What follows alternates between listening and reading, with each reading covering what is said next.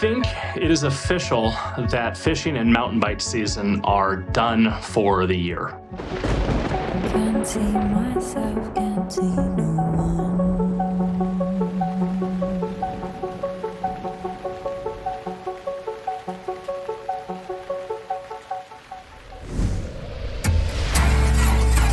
Hey, I'm Brett.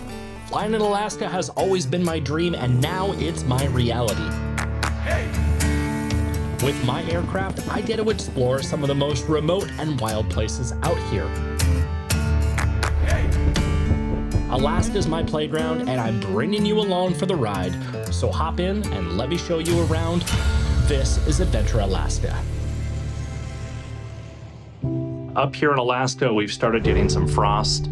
And it's going to be time here real quick that we're going to get some snow. And I know you're going to say, Brett, you can go ice fishing and fat biking. I do fat bike, but I don't ice fish, so don't even get me started on that. I'd love to say, and I say this every year, that our summer was not long enough. And every year I say those words, but this year it just hit a little bit different. It really felt shorter than it ever has. And so I find myself here at a crossroads. I can either pack everything up and just accept that winter is around the corner. I can pack away my fly rods, pack away the reels, and just hope that next summer I can get out more and do more fishing and do more biking. Or maybe I don't. Maybe instead I take the Hawkwagon and I fly south. Maybe I pack some fly rods with me, and maybe I pack a mountain bike with me. And maybe I start going on the craziest, longest adventure that I've ever taken an aircraft on.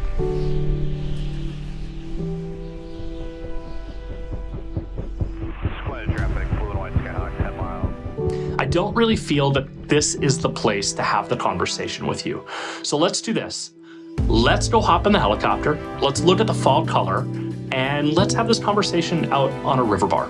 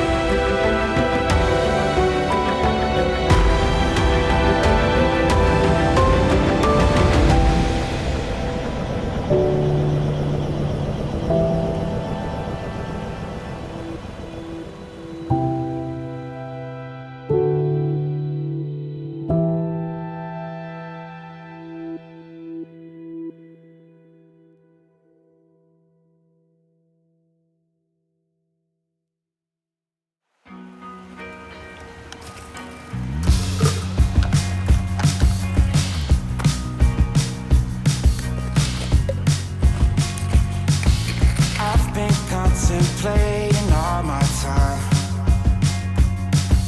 My thoughts make me tired, just running through my mind.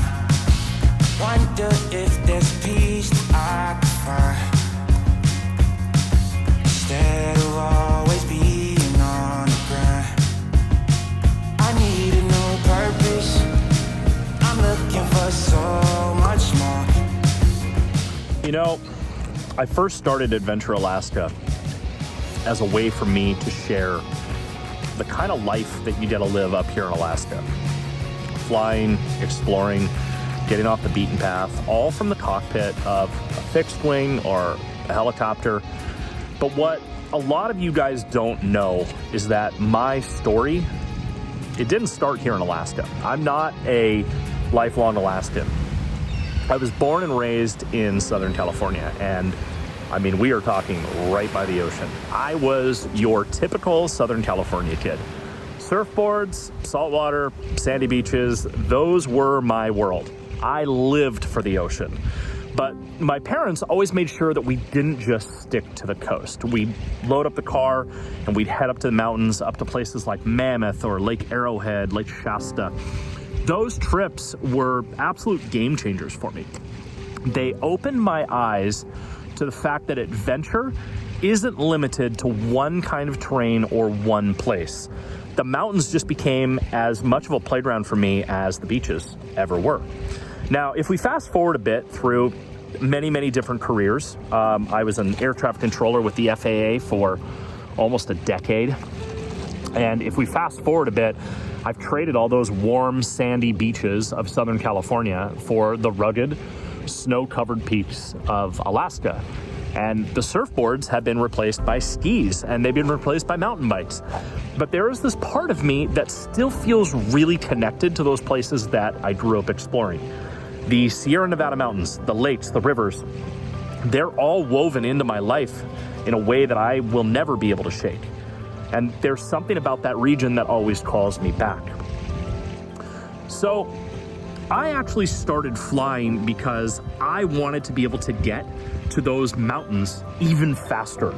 Sitting in traffic for hours, it just wasn't cutting it for me anymore. And I figured, hey, if I had my pilot's license, I could be there in like half the time. So in a way, you could say that the Sierras were like the reason I became a pilot in the first place. And while I absolutely love fishing and mountain biking here in Alaska, I mean, please don't get me wrong, Alaskan fishing is world class. And that's great and everything, but there is just something special about fishing in the Sierras. And it brings back memories of, fishing with my dad when I was a kid. And so we would head to Hot Creek or Bridgeport or Mammoth Lakes, fly rods in hand, hoping to hook into some brown or rainbow trout. And there's a simplicity and a nostalgia that I just do not get anywhere else. There is a quote that I have lived by for, I'd say, at least my entire adult life.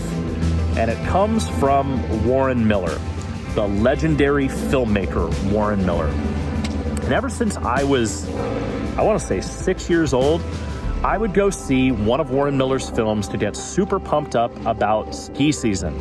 I mean, it was like the official start of winter.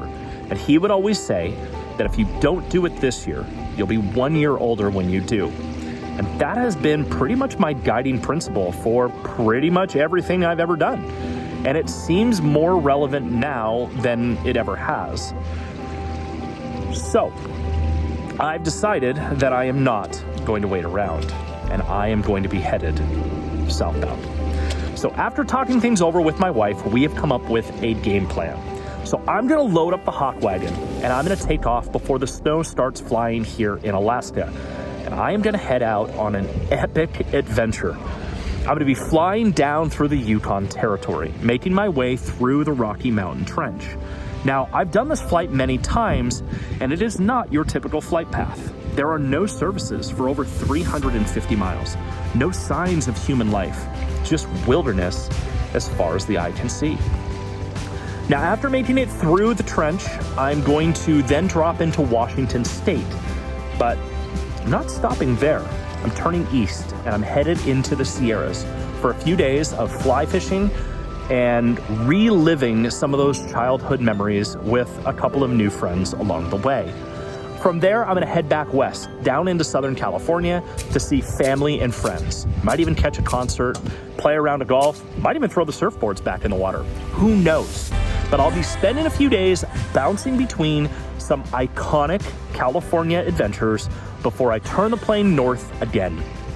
I'm going to be covering somewhere in the neighborhood of almost 4,000 nautical miles on this trip. And remember, that's just one leg of the journey. I still have to fly it back in springtime.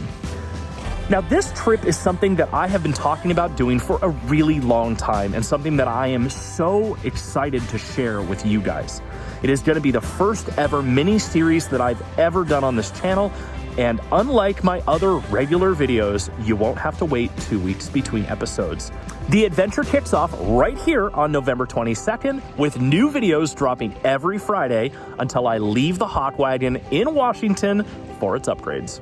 Before I take off, there are a few things that I need to take care of first. And we can probably start with getting Phil, my float plane, out of the water. Now, if you remember, last year I waited a few days too long and the lake froze before I could haul him out. Now, since I'm not going to be here for the first freeze this time, I probably should get him sorted before I take off. So I'm going to get him pulled out, put on skis for the winter, and there's going to be a few other things that I need to check on the Hawkwagon before it's ready for this really long journey. Of course, I'm probably going to be soaking up as much family time as I can before I head out for about 3 weeks of adventuring while leaving my wife and my daughter back here in Alaska. This is shaping up to be one of the biggest, most adventurous trips that I've ever done, and I cannot wait to take you guys all along on the ride. We have some incredible experiences ahead, fishing, flying, exploring some of the most beautiful places in North America. So buckle up, because this is going to be a wild adventure. See you guys really soon.